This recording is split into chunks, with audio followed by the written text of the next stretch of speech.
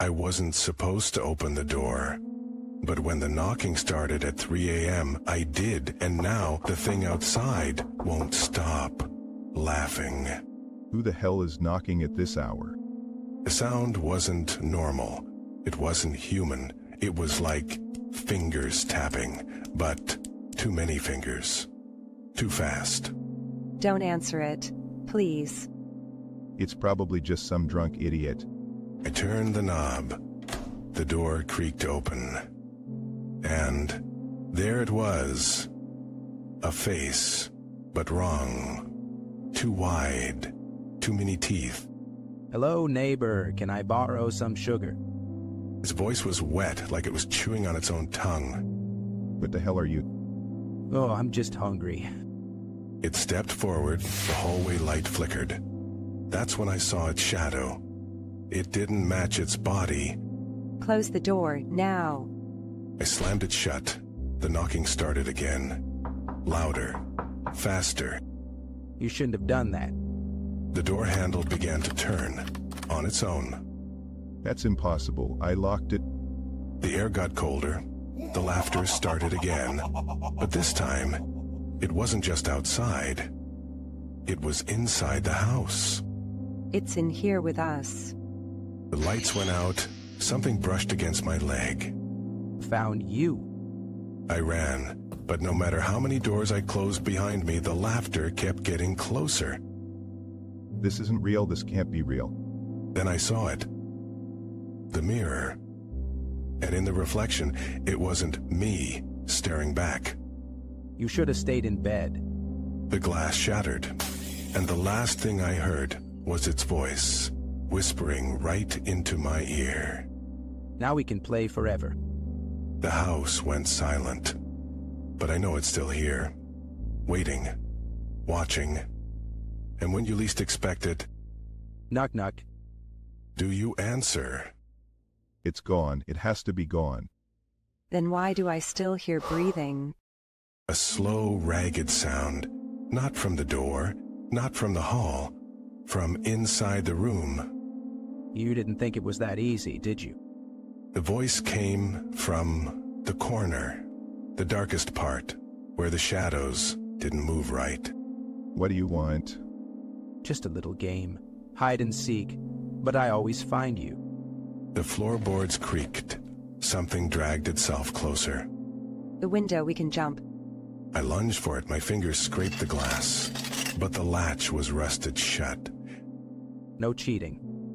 The thing's breath was on my neck now, hot, rotten. There's nowhere to run.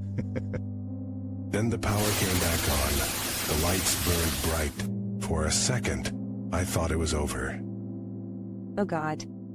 The mirror was fixed, and in it I saw us, but wrong. Our eyes were black, our smiles too wide. See? Now you're just like me. The reflection reached out, the glass cracked, and then, Wait, why is the front door open? outside, the street was empty, except for one figure, standing under the flickering street lamp. Come out and play. The choice was simple: stay inside with it, or run outside, where more were waiting. We're not alone anymore. The street lamp buzzed, then went dark, and in that last second of light, I saw them, dozens, all smiling. Ready or not, we see you. Back inside now. We slammed the door. The wood splintered immediately, like something huge had thrown itself against it. They're not human. None of them are human. The walls started bleeding. Thick black sludge oozed from the cracks in the plaster. It smelled like rotting meat and burned hair. You can't hide in the dark. We are the dark. The refrigerator door swung open by itself. The food inside was moving, twitching. The milk carton turned its face toward us, its expiration date now reading, "Your turn." We need to get to the car. Look at the windows. Every pane of glass was covered in handprints. But they weren't on the outside. They were on the inside. We've always been here. The TV turned on by itself. Static filled the screen, then cleared to show our own terrified faces. Behind us, in the reflection, dozens of figures stood motionless. They're already in the house.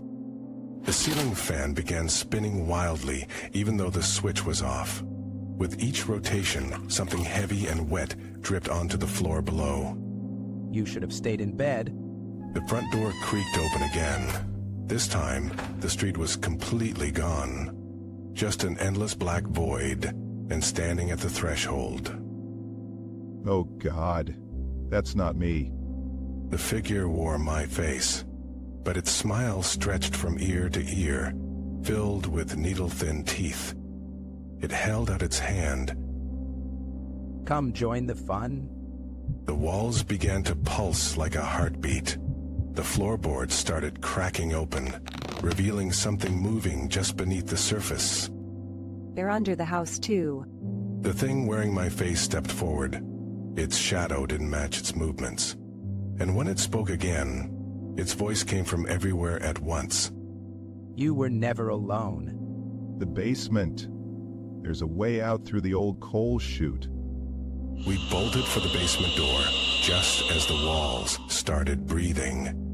The wood panels expanded and contracted like ribs. It's not letting us leave. The basement stairs stretched downward forever, the darkness swallowing the steps just a few feet below us. A wet, crunching sound echoed from the void. You can't run from your own shadow. The refrigerator toppled behind us, spilling its contents across the kitchen floor. The food had all turned into writhing black worms that spelled out, "Too late," in squirming letters. Jump. We leaped into the endless stairwell. The temperature dropped 50 degrees in an instant. My breath came out in frozen clouds that screamed as they dissipated. Why is it getting darker when we're going down? Because we weren't descending anymore, we were hanging in complete blackness, and something was uncoiling in the void beneath our dangling feet. Found you. The basement lights suddenly flicked on below us. We weren't in the basement at all. We were in our bedroom. The bed was made. The clock showed 3 a.m. And the knocking started again at the door. No. We never left. The doorknob began turning. The same too-wide smile appeared in the crack. The same voice whispered. Let's try again. This time when the door opened, we saw ourselves standing there, grinning, holding bloody knives. And behind them, hundreds more versions of us, stretching into infinity. Now you understand. You've always been one of us. The knife felt so natural in my hand, the screaming sounded so familiar, and when the neighbors came to investigate the noise, tomorrow, We'll be waiting for them too. the cycle continues. The hunger grows. And somewhere, a clock strikes 3 a.m. as another door creaks open. Knock, knock. It's beautiful, isn't it?